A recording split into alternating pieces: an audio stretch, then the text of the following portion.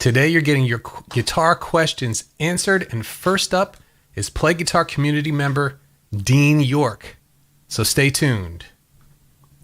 Hello, welcome friends to episode 160 of the Play Guitar Podcast. I'm Lee, and this is the podcast that's determined to make you a better guitar player.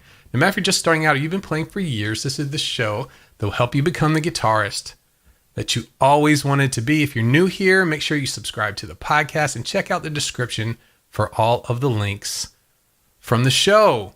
There's new things here in January. We started off with Guitar Lick Week, and then last week we did Acoustic Week with special guest Jim Kimball. He's from Reba McEntire's band. That was so much fun. And then the third week of each month is all about you. It's Community Week. And this is super fun for me. I'll be answering your questions and introducing you over the months to some of the other players who listen to the podcast. So this week, our first Play Guitar community member, Dean, is here. I'm going to go ahead and bring Dean in. Hey, Dean. How are you? How you doing today? Good.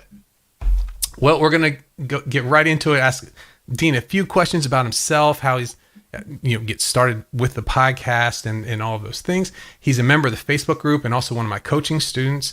And he's also been helping me get some merchandise together as well for some things that are coming up pretty soon. So Dean, tell us a little bit about guitar, you starting to play guitar, a little bit about your history and how you've gone from there.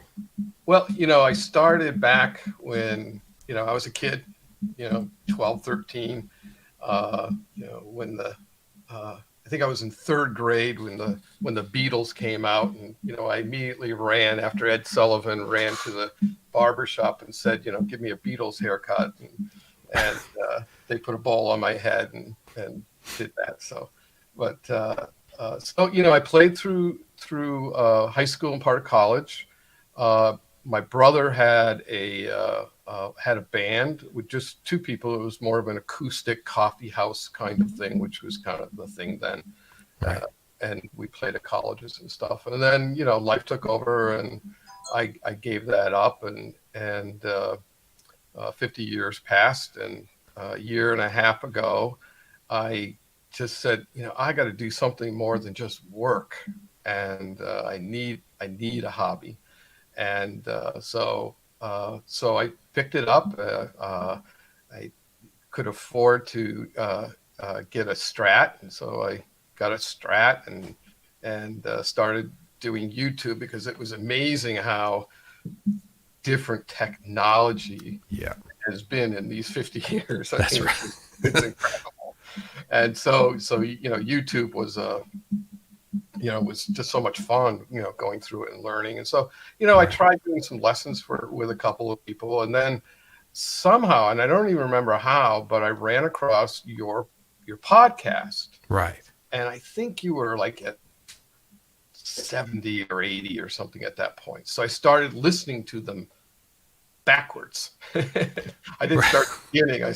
Kept a lot of people do that. Current, and then work myself back. So I could always hear, last one we did this, and I was like, okay, well, I want to hear that.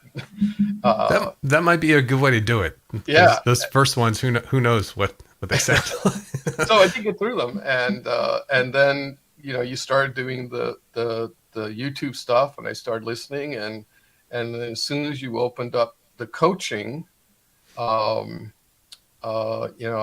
grabbed in. So, that was, I don't even remember when that was. It's been a while. It's been a while. Spring, I guess it was. Mm-hmm. So I had basically been playing for 6 months when I joined the coaching. So, and then it's been fantastic. I can't believe how much I've learned in such a short period of time. I was going to say, it doesn't feel like 6 months. You're really tearing through it. So good stuff, man. Good stuff.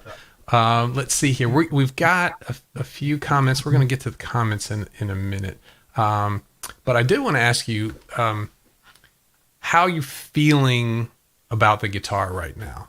Especially with this situation with everybody being home and everything like that. What's your overall kind of still excited to go start playing, or how are you feeling about it right now? I feel great. It's funny. I was very good friends with my ex-wife, and which is not normal, but and I was talking to her today, and I was saying that I don't know what I'd be doing if I didn't have it. That because she was saying she needed to pick up a hobby and stuff, and I said, I think I would have gone nuts without having that to fall back on and to do something. Yeah. I live alone, so it's just incredibly boring. Well, so it's been good. Yeah, we kind of all the summer stuff that we did, and we really formed a really nice core group here. We had a lot of fun in the middle of a bunch of not fun things. Mm-hmm. So yeah, it helped me a lot too. It helped me a lot too. I jumped right on. I was like, man, we're all stuck at home. Let's go ahead and do something. And then I moved. Now I'm ramping it back up again. So it's great that you're the first community member here. Thanks for asking. And I'm kind of back and forth because I'm looking at some of the comments. So I'm gonna go ahead and bring in some of the comments here. Okay. Kevin is here, and let's see here. Scrolling down a little bit. All right. Steve's here. Love last week. Good to see you. Great to see you, Steve. I can't wait to talk to you again soon.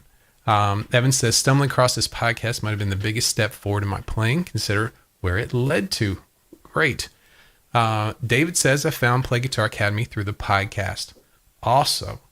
And here's why I wanted to jump over to the comments, because Steve had a question. He said, Dean, did you find it hard starting all over? Other than my fingers hurt, it's kind of like riding a bicycle. I mean, I was wobbly, but I always find it amazing how, you could form chords that you hadn't played in, so many years, and you could still do them. And, yeah. So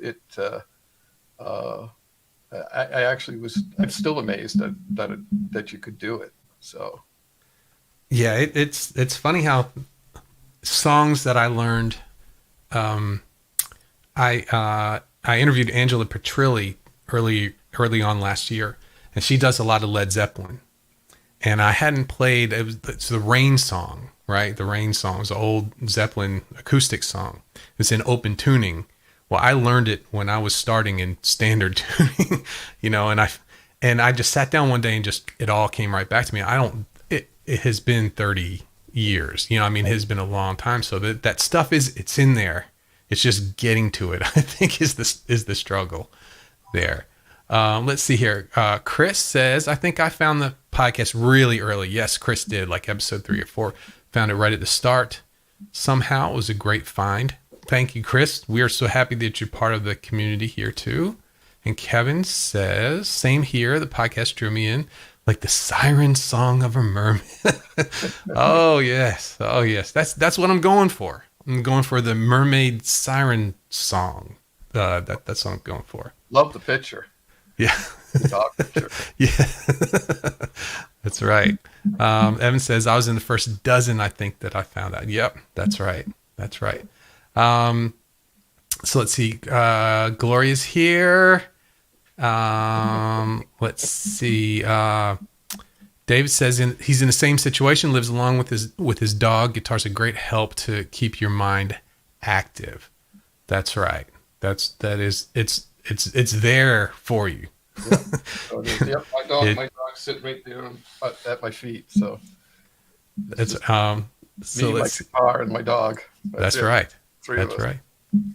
And David Sparrow's here. He said, Chris introduced me a couple years back and got me into playing properly after a few years of playing intermittently. Great. That's good news. and Kevin says his dog is better looking. We're going to get your dog playing guitar before you know it. And David asked, Dean, has it been more difficult learning new guitar stuff now that you're older? I think that's my problem. I don't think so. I mean, I would never, I wasn't a great player, even when I was younger. So, and I never had lessons, and it was all self-taught, and, friends and, my brother and that kind of thing. But, so no, actually, I think for me, I find it being easier, maybe because I can concentrate a little better. My fingers are a little stiffer than they used to be, but no, I think it's for me, it's been actually easier. That's good. That's good. Yeah, it's everybody's situation's different and how they come to the guitar's different. So there's not, some people struggle coming back to it later. Some people pick it up, and it really doesn't have to do, I haven't seen it have to do with age, except for, like 8-year-olds and 9-year-olds. When I was teaching kids a lot, it's quick. And in between 8 to when you get your learner's permit, when you're driving, that's when it's over. So that is a fast. I started when I was 12. So, Evan says, I hear you, Dean. I can focus and be more thoughtful than when I was a kid. I'm more patient. Yeah. So, you come at it at a different way. Yeah. Well, okay. So we're all, got everything started here. Let's go ahead, and this is all about questions. I'm on the hot seat, hot stool here. So fire away, Dean. What are we going to be talking about today? Well, I wrote them down here, so if I'm looking away, I'm looking at my screen. So the first question I have is about the I think it's called Nashville counting system, and so my confusion a little bit is with whether or not you should be learning that counting system, or you should be learning the actual note names. Obviously, you probably want to know both, but which comes first, and and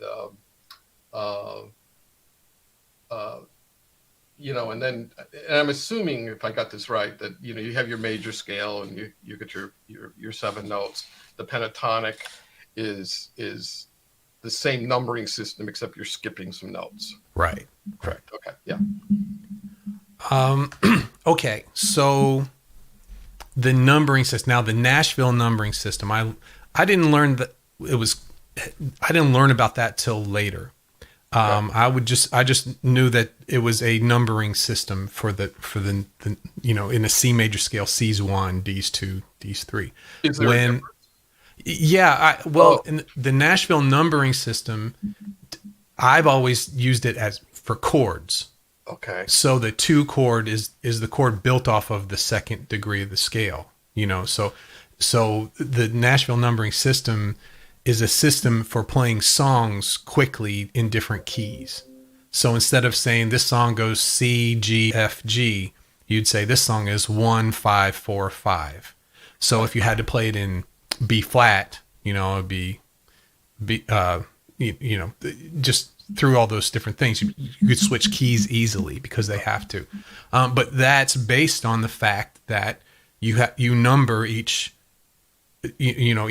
part of the major scale. So everything is based on the major scale. That's the ground floor, so that's where we start. And you go 1 through 7, and then it repeats 1 through 7, 1 through 7. And pentatonic numbering, you're correct. So it's basically the pentatonic scale, even though to me, the pentatonic scale has its own sound. It does not sound like the major scale, even though they contain the same notes. It's used differently, because of the larger intervals. There's a lot more bending, and wider bend, as far as guitar is concerned. So let's talk about that. It's easier. What's easier? It's easier when you're starting off to do the numbers. right? To get up and running with the numbers. And it's visual. You're learning these shapes. And when you have the numbers, they stay the same depending on what key you're in. Kind of like what we just talked about with the Nashville numbering system. So if you have this pattern, say pattern 1, I'm in A here, and you just did 1, 3, 5. Once you move that pattern, say to B, you're still thinking 1, 3, 5, and the shape is the same. So you don't have that hurdle. It's a roadblock, really, of going, oh, this A, C sharp, B, but when I'm in B is B, D sharp, F sharp. All of a sudden, it exponentially gets more difficult to know, right? So it's easier to get started with numbers. But which one you go first, that's the one that I would do it. What I would do is I'd start doing these scale patterns. I'd start saying them out loud when I'm practicing. 1, 2, 3, 4, 5, 6, 7. 1, 2, 3, 4, 5, 6, 7, 1. And put that into some sort of repetition. It's not a flashy kind of thing. It's not the quick fix. What we're doing is trying to, through repetition, get to the point where we don't have to think that everything's automatic. That you're not struggling to, okay, well, is this the third or the fifth? It's all right there under our fingers. So what happens is a lot of people, well, we'll get to that in a minute, but repetition is how this happens, by just doing these things over and over again. And you got to figure out, well, how am I going to do this? How am I going to be able to repeat this stuff all over again without going crazy, if you're really intense about it, or without getting bored? That's the hard part. So it's kind of like a mountain. There's several ways to go up the mountain, and one way is the notes, knowing the name of each note in scale, and the other one is the patterns and the numbers.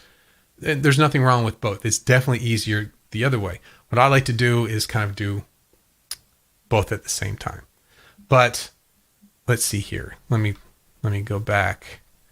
So let me ask you a question then. So sure. When you're doing patterns, patterns don't always start on the key name or the tonic note.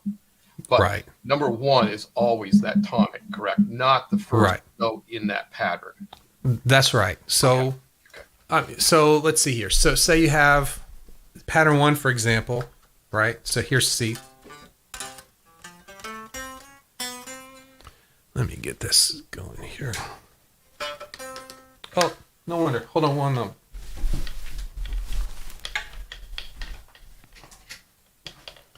Stepped on the chord. Story of my life. Stepped on the chord. So in C,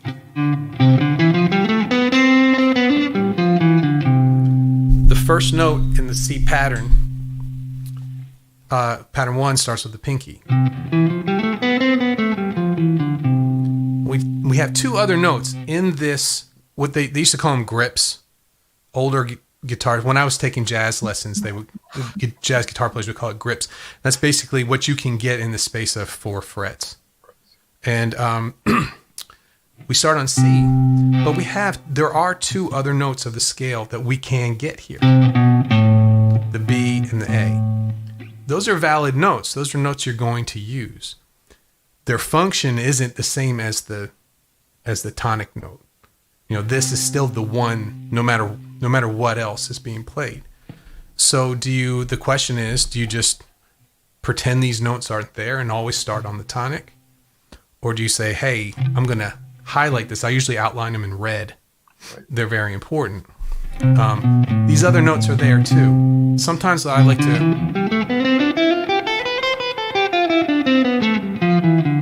and then I'll kind of add them on as a tag. So you know they're there, but I'm still coming back up to the one to sound like it's C major and not some mode or something else that we're using it for. Okay. Yeah. Okay.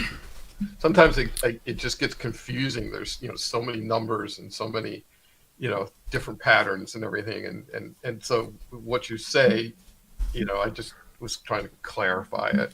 Right. Yeah. And basically what I try to do is boil everything down to these 5 patterns. And if once you know the 5 patterns, then we're just doing things to stuff that you already know. We're starting off the major scale and the minor pentatonics. They're really all the same pattern, just missing notes, like you said before. And then, okay, well, now we'll start to add on to those. Now we'll start to change them a little bit. Now we'll start to add, those kind of things. But that's the ground floor. If you got the big 4 scales, which is major, minor, which are the same, they're the same scales. You just start on a different note. Major pentatonic and minor pentatonic, which are the same scales as the first 2 missing notes. Starting it all boils down to the major scale. You can get all of your different sounds. You may have to adjust it for the more advanced things. Maybe add a note in here or there, raise sharp, flat a note. But it will. You'll be able to get pretty much most of Western music sounds. Not a lot of Eastern music.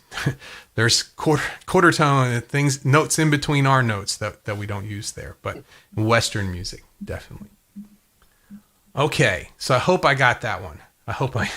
Good job. Okay. What do we got next? Kind of staying on the same thing, but with the note names. I watch you, you kind of fly through everything. You say, does it come just over time? Well, the way it goes is way to remember them. Getting them on autopilot is where we're trying to get. Right. When you're playing music, the more you think about it, the more chances you have to be distracted and train wreck, right? So that getting on autopilot is you don't want to think. So we got to get to the point where we're like 1, 2, ready, go, and you can look around and smile, and it's on autopilot. And that's where that happens. We're talking about how different paths of going up the mountain. That's where those paths meet. For me, it was anyway. For a lot of my students, it's an element of time that's not flashy, like I said before. That the putting the time in is really where you get to long-term memory. It's really a long-term memory game. It's not, if you're fighting to remember what you're going to do, that's when mistakes are going to start to happen. So getting repetition together in short sessions, but with big repetition from day to day to day is the way that the most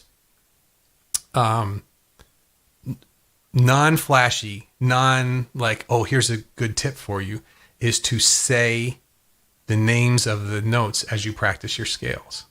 The stuff that they were doing in the 20s and the 30s and the 40s, C, D, E, F, G, A, B, C, C, D, E, F, G, A, B, C. And then your next pattern, C, D, those kind of things. You start to build connections in your brain between the note name, what you're doing, down to your fingers there, and it all becomes one thing. It's hard work. It's hard work to get to the point where it doesn't look like it's hard work.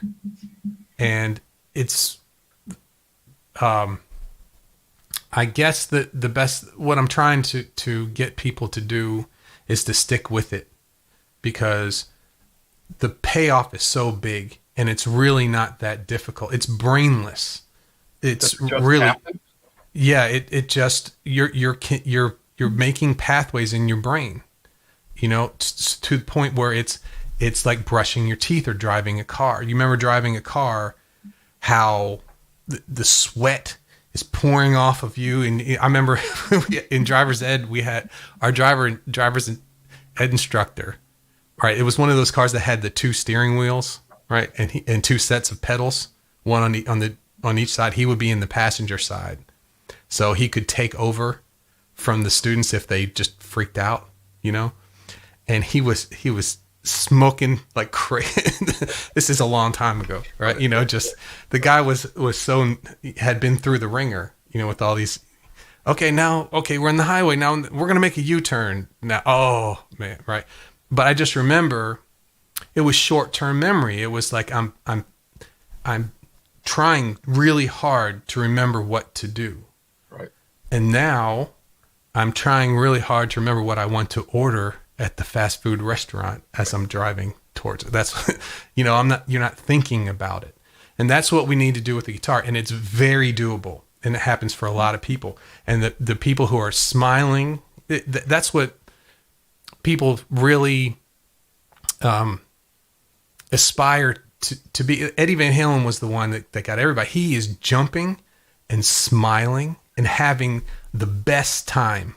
You just watch him and he's having the best time playing, right? And he's playing amazing things. And he practiced, he played all of the time. Everything that he did was on autopilot. Now, he may have thought really hard about it at one point, but then it becomes part of his playing. And it's really something that anybody can do, but it takes repetition. That's the only thing that it takes. So how about this? Easy ways of doing it. The one is saying the notes up and down the scales. But there's another thing that really helped me a lot, was the circle of fifths. Have you used that at all before? I haven't. I've watched some YouTube stuff on it, but right. The outside ring is the outside is the notes, the major notes, and then the one inside that is the minor notes, the relative minor notes. But then the inside piece of the pie there is key signatures, sharps and flats. Have you seen? It's like the inside part. Mm-hmm. And so you go to F and you go into the inside part of the pie piece and it has one flat, right? And so, well, I can use my whole half formula for that. I can go F, G, A, B flat. Oh, there's my one flat, and all the rest of the notes don't have any sharps or flats, right? So I start to think that, okay, F has a B flat in it. Mm-hmm. G, if you look at a G on a circle of fifths and you go into to where the key signature is, it has one sharp there. F sharp. So okay, I'll go through my G, G, A, B, C, D, E, F sharp, G, right? So I always think, okay, F sharp, that's what makes it that's what makes it. If I saw that on the piano, it would look just like a C scale, except for there would be an F sharp. There'd be a note out there, and so understanding throughout the different keys what notes have a sharp or a flat on them. Really helped me too as I'm going through these scale patterns when it all kind of comes up. So this is kind of a three-tiered approach. There's the one that's just fretboard recognition, where I could put my finger down and how fast can I figure out what that note is? Just random notes. The second is understanding key signatures, and the third is the scale pattern themselves: 1, 2, 3, 4, 5, 6, 7. And I learned all three of those things separately. And with repetition over time, at some point they came together. And then I stopped having to think about it. And it became, it's just like, I'll stop right there. Yeah. Well, it's like learn. Go ahead. It's just kind of like David was mentioning about age. And so sometimes I walk into rooms and say, why the hell why did I come here? Why am I in this room? And, when you look like pattern 1 and pattern 2, I do have those memorized, but right. 3 and 4, I have to kind of look or remind myself what they are. And so it just seems to be coming slowly. Yeah, that's okay. because it's spending time with the instrument. That's the important thing. What the big thing that happens is I spent 3 weeks playing this thing and I'm not any better. I'm out. That's the main thing. Or if they get mad about it, it's like, well, I'm going to get some guitar lessons because this obviously isn't working, the way I'd like for it to. And then the teacher might say, hey, it's going to take a little bit of time. And then you have to make a decision. Is this this? I think that's what makes the guitar to me, so appealing. It's not a video game. It's not something, it takes time, and it's a good thing. It's a good thing. It makes it special. And I think it makes those achievements very special and very meaningful. At least for me, it has been. Okay. Let's see. How about another one? You got one more for me? Yeah, I got one more. It was about arpeggios.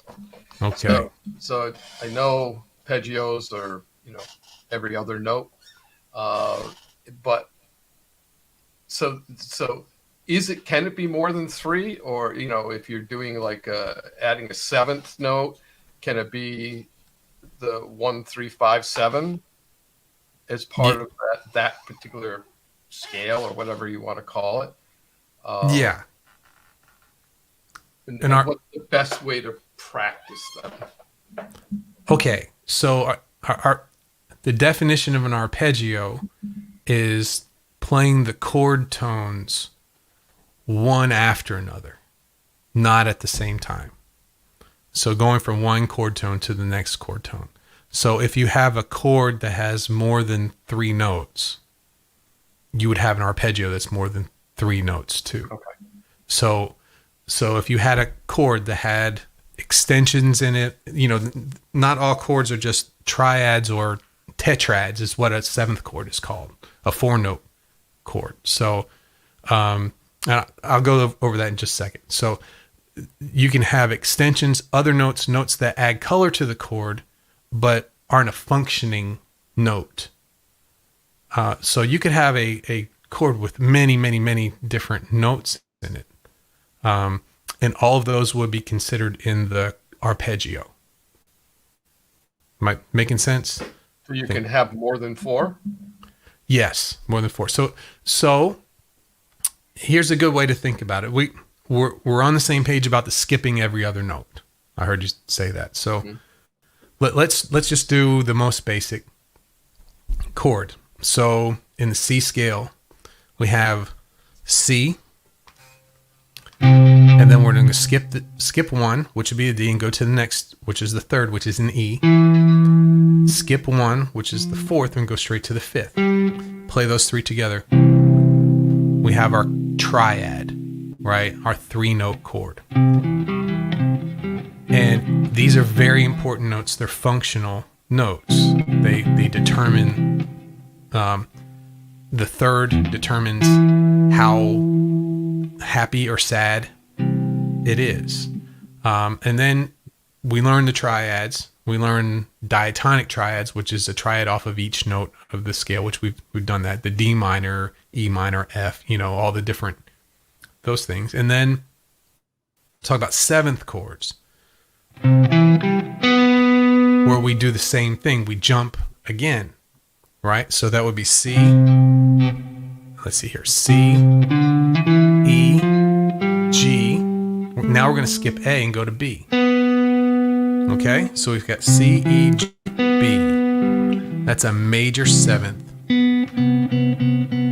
chord, or arpeggio if you play them one at a time.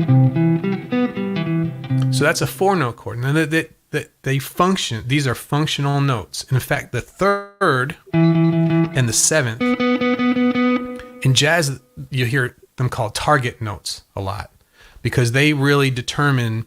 You can have a C, some sort of C chord, and if you have an E flat, it'll be sad. If you have a regular E, it'll be happy. If you have a flat 7th, it'll have that kind of dominant sound to it. If you have a raised 7th or one straight from the major scale, it's going to have a prettier sound to it. So the way the thirds and the sevenths change determine the quality of it. So the point being that these early notes, the 1, 2, 3, 4, the 4 skipped notes, are super important. They're the functional notes. They're what makes the chord sound and act the way it does. But you can move on from there.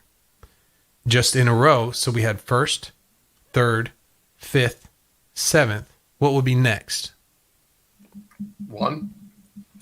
Well, 7 goes to 1. Well, we're gonna skip. We're gonna keep skipping. So we have 1, skip 2, 3, skip 4, 5. So there's our triad. Then we're gonna skip 6. There's our 7th chord, right?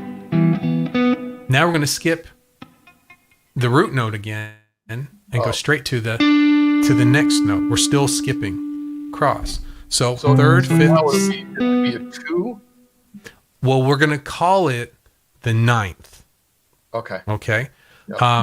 And there's a couple reasons why we're gonna call it the 9th instead of a 2. The 2, the second note of the scale, and the 9th note of the scale are the same exact note. Yep. But we're going to be thinking about how it functions, right? So at this point, the 9th, we're out of those first 4 notes, the tetrad, right?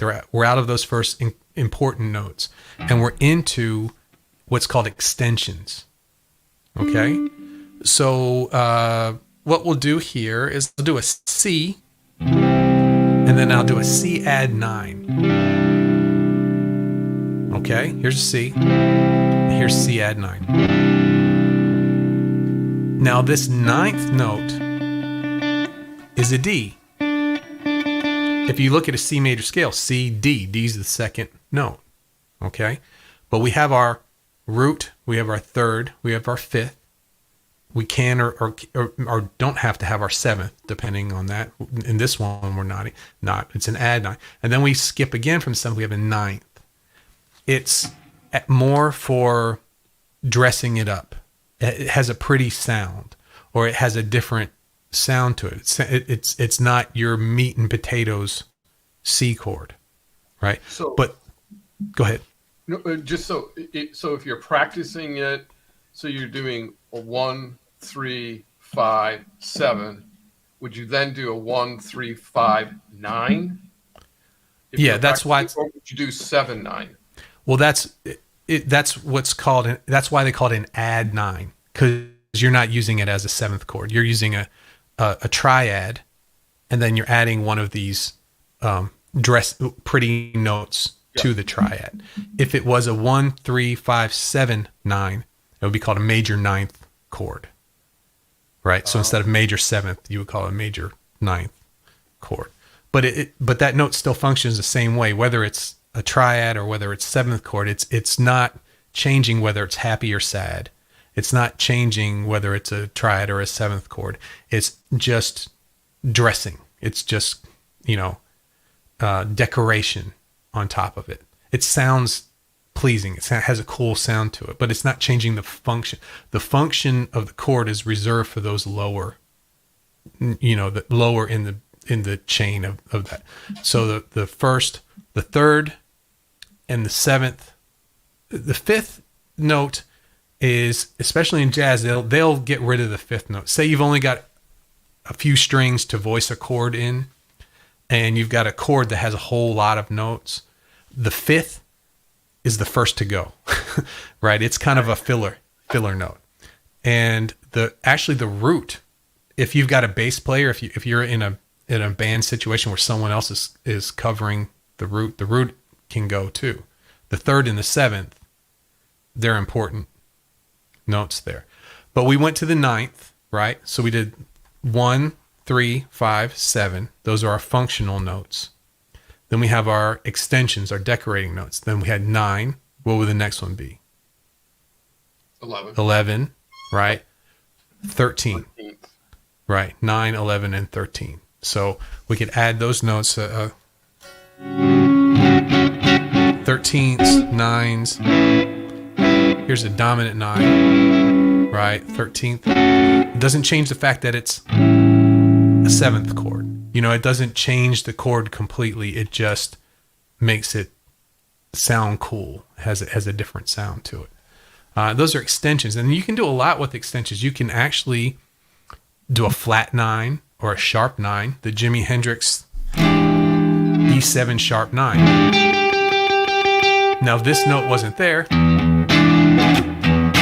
that's fine, right? That sounds, you know, it's still doing the same thing, but when I put the sharp 9,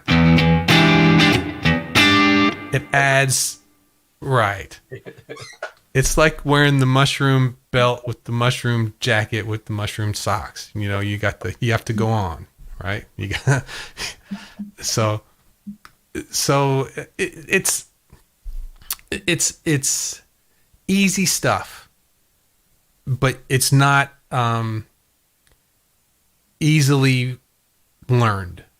It's a narrow path. You know what I mean? It's like, once you learn it, once you understand how these things work, it makes sense. It makes perfect sense, and it's pretty easy. But it's not the kind of thing that on your own you would figure out. You know, it's not one of those kind of things. It's a language. And so, how do you practice it? Let's see. So, arpeggios, right? So what I would do first, what we do first, we work on the diatonic chords, you know, the chords that sound good together. C sounds good with a D minor, with an E minor, F, A minor, and there's this B diminished, which nobody uses, and then C. Well, each of those, you give them a number. 1, C is 1, D minor's 2, E minor's 3, F is 4. And I would practice playing those. I think the best way to do it is put a background track or a loop of just one chord. So C. And I'd start playing my C arpeggios in each pattern. So I didn't have to think a whole lot. I'm just doing one thing. I'm doing C. So I'd loop the C and I play like bugle music, right?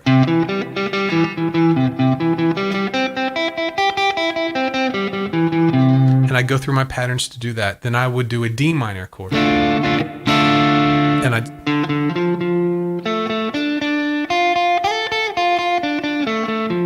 And see where those arpeggios fall in the thinking of the 1, 2, 3, 4, 5, 6, 7, playing over that. So the next one will be the third note of the scale. I'll play the E minor because it's minor, you know, the diatonic chord is E minor. And I would play in these patterns. Well, what's my E minor arpeggio in this pattern? Well, I go up to the third note of the scale and go every other note for 3 notes. And just spend time like that, just isolating them without chord progressions. I think that's what turns people off to diving deeper into these patterns and finding the arpeggio shapes and all those things, is because when you play over background track, you're playing over a chord progression, right? So you're over C, and then before you know it, you're on an F chord, an A minor chord, right? And things are changing. Every time that chord changes, the strong notes and the weak notes change, and it doesn't sound the same. And that's where people get lost. So I think, especially in early intermediate to intermediate guitar, I love playing over just one chord. You know, so I don't have to think about what's coming up or anything like that. I'm going to find all my arpeggio notes over this one chord, and I'll play over one chord for 15 minutes. Then I'll move to the next one. So C, the next one would be D minor, E minor, F, G, A, B diminished, and then C, playing over all of those isolated on a chord. And then later on, in a few weeks, when you've got all that, then I would maybe make a background track that would do C for 2 measures, then D minor for 2 measures, and I do my D minor arpeggios in that pattern, then the E minor. I bring them all together after I was able to do them over just a single chord. that really helps. That really Yeah. helps. It's all about blinders, you know? How you think about it. Yeah, I grew up where Delaware and Pennsylvania and Maryland all come together. That's pretty much where I grew up. And so we had a lot of Amish in, you know, that were causing a lot of traffic problems that I remember. I spent a lot of time looking at these buggies, right? And the horses, they're all not looking at the cars. They're all like this. And they're getting it done. You know what I mean? They're getting where they need to go. And it's like that. It's just, there's so much here, but you've got very simple ideas. Major triads, minor triads, seventh chords. And if you can get those and be fluent in those, things start to happen. It's like, I took French for, I think, 11 years. And I couldn't speak, I couldn't come up with it. But occasionally I'll come across a sentence. I can read, I understand the gist of what's going on from reading it. I spent enough time learning it, but I didn't apply it to my life. Right. You know, I don't speak French every day. I haven't, you know, since I took those classes, I haven't. So it's not part of my, you know, my language, but I understand it. I know how it works, you know, and it's the same thing with music. I say, okay, well, let's learn Dorian mode today. And in 15 minutes, you can understand Dorian mode. You can understand where it comes from, and you can actually play it and put it under your fingers. That doesn't mean it's part of your playing. That's just the introduction to be able to speak Dorian, right? That thing you need to put that into your daily practicing. You know, that's the problem. I think that's the disconnect a lot of people have is, well, I've learned this. Oh yeah, I know that. I know those arpeggios. Well, could you play them for me? Well, I don't know them. I don't know that. You know, well, play them for me. I know them. I could figure them out.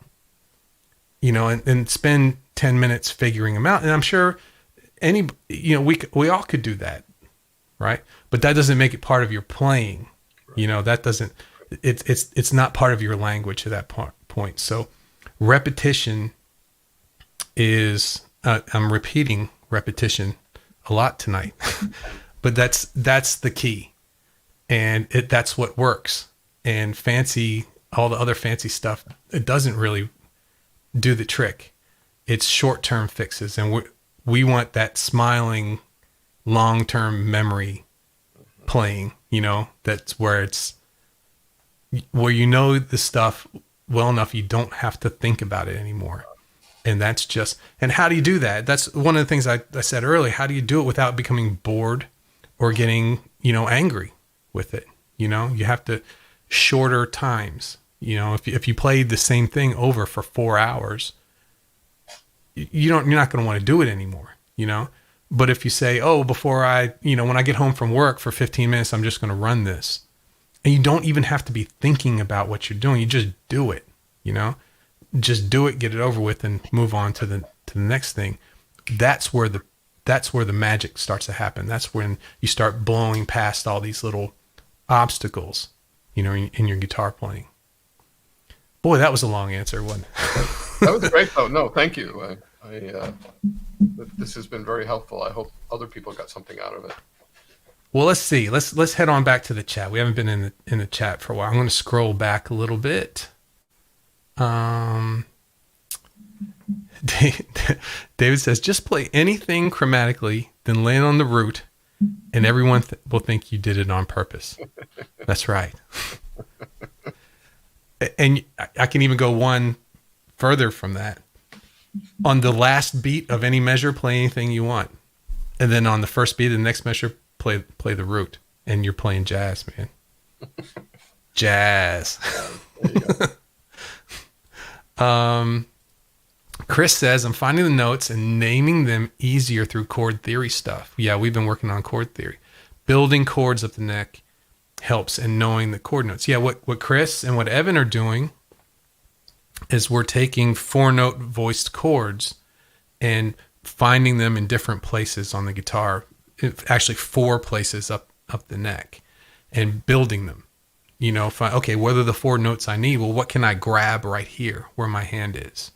And so instead of, relying on patterns and shapes, getting to the point where we can start to delve into what these notes are is where you find some really cool stuff. And Evan says, I'm finding the same. Let's see here. And then Chris says, using the octaves as reference is usually my way to go. Yeah, octaves are always a good way to get into the center. Everybody's great on the high E string and the low E string. And as you move towards the center of the guitar, things get more difficult.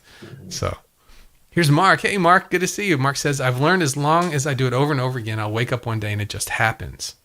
Some a couple days, other weeks and weeks. Keeps me optimistic. I know it'll happen. Yeah, I noticed, I've spoke about this before. I've noticed that when I'm learning something new, I'll work on it for a while. And then at some point I just kind of put it aside. And several times I thought, I'll just come back to that. But I found in a week or two, it starts to seep into when I'm jamming.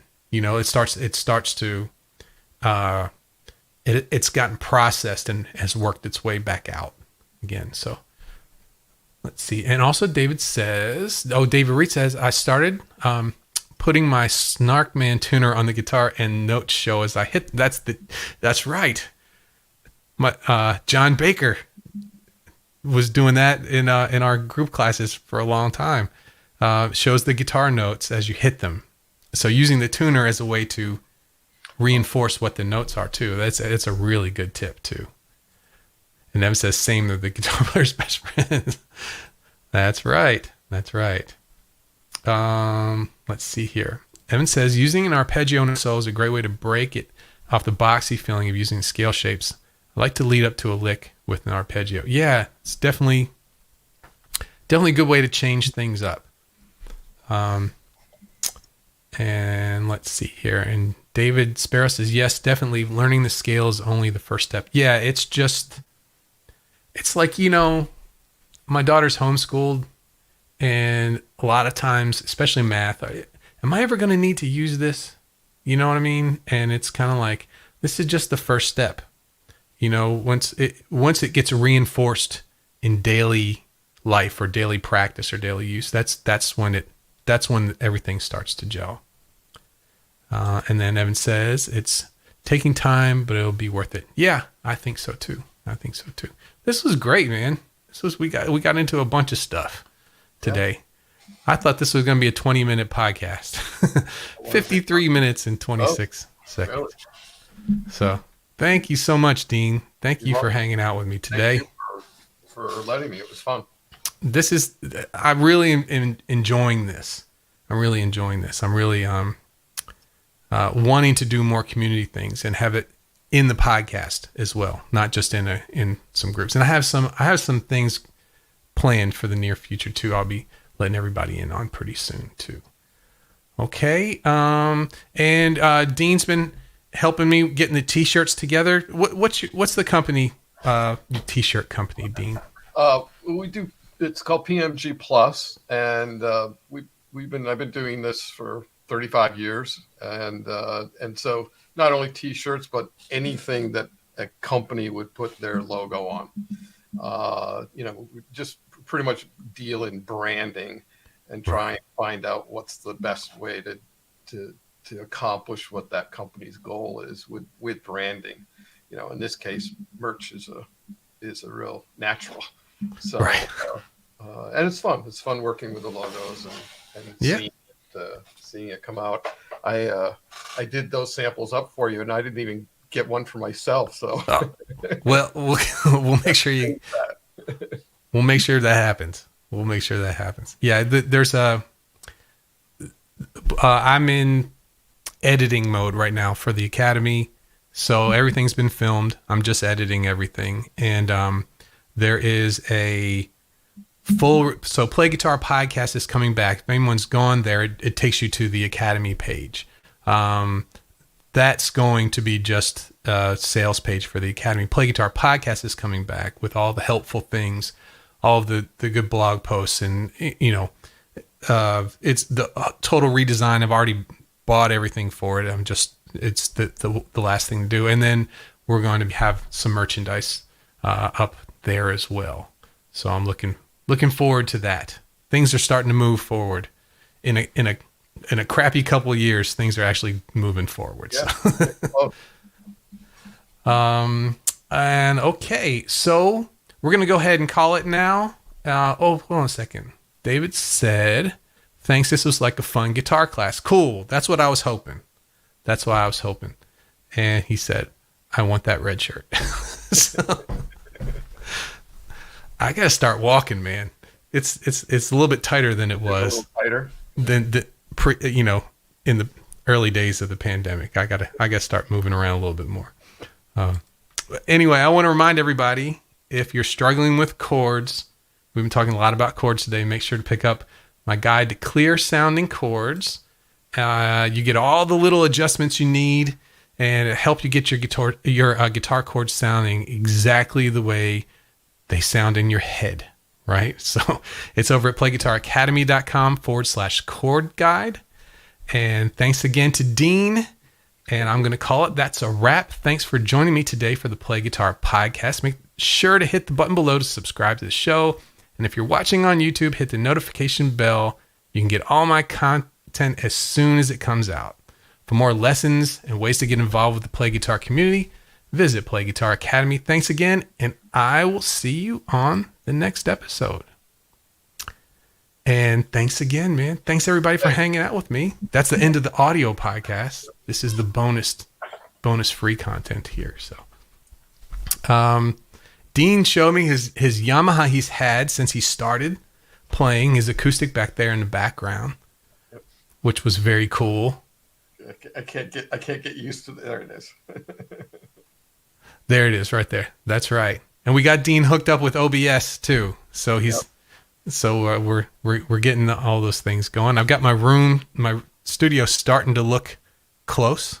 I love the blue lights. Yeah, I've got they're LEDs, and they came with a sticky back, and that lasted for about 6 hours. I was live streaming, and they just fell right off. So right now they're just laying across there, but I've got some things to keep them. I'm actually the desk I'm on is going to have them too. So I'm going to have several different angles that we could go for. So it's working good. I've got the lights up here. The soft boxes had to hot glue them to the lights.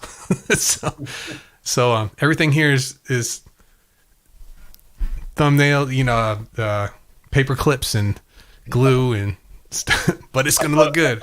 The bug zapper at first. Oh, the bug zappers. It's actually, we're in Florida now, so it's overtime. It's really going. I'll have to bring the Pest Killer 2000 back in. I think that'll be fun. Chris said, big applause and thanks, Dean. Great show, man. Thanks. That's awesome. Okay, man. Well, thanks everybody for hanging out with us on Facebook and on YouTube. And thanks. Let's see here. Chris and David and Evan and Mark. And let's see. Moshe was here. Hey, Moshe. Thanks for hanging in. Gloria was here. Kevin. I think Steve was here. Had a whole bunch of folks. Thanks for hanging out with us. And we will see you. I'll see you next Tuesday. I'm going to try and make this a regular thing as we move forward. Okay, everybody. Have a great one. Bye-bye. Thanks.